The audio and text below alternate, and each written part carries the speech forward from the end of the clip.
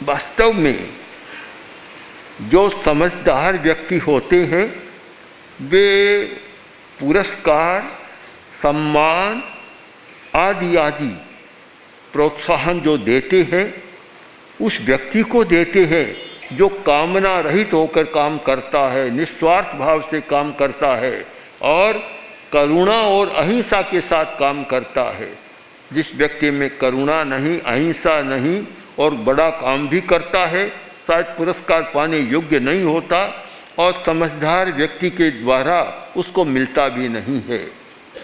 एक समय की बात, सम्राट अशोक जो विशाल साम्राज्य हो गया था,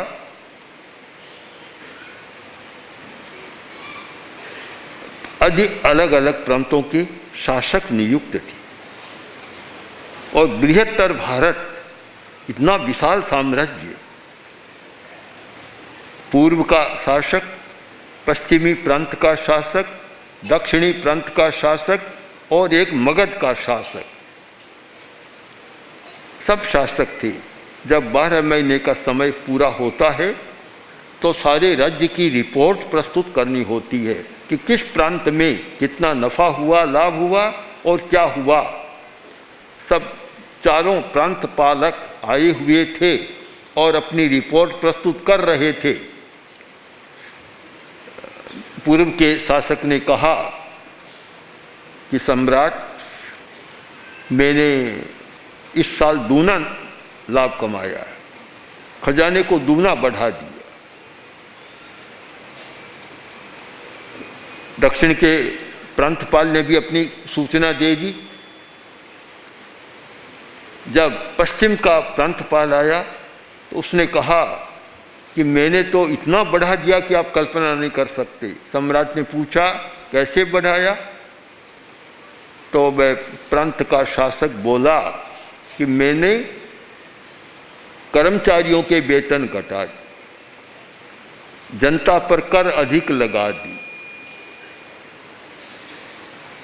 और धन अधिक आ गया।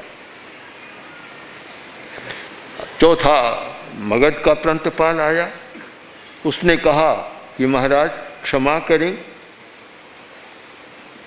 मेरा तो जो खजाना आधा हो गया है, जो रोज आता है इस वर्ष आधा खजाना भरा है। सबने सोचा कि यह दंड का भागी होगा, इसे दंड मिलेगा कि खजाना पूरा ही नहीं किया, आधा कर दिया उल्टा। सम्राट ने पूछा कैसे हुआ?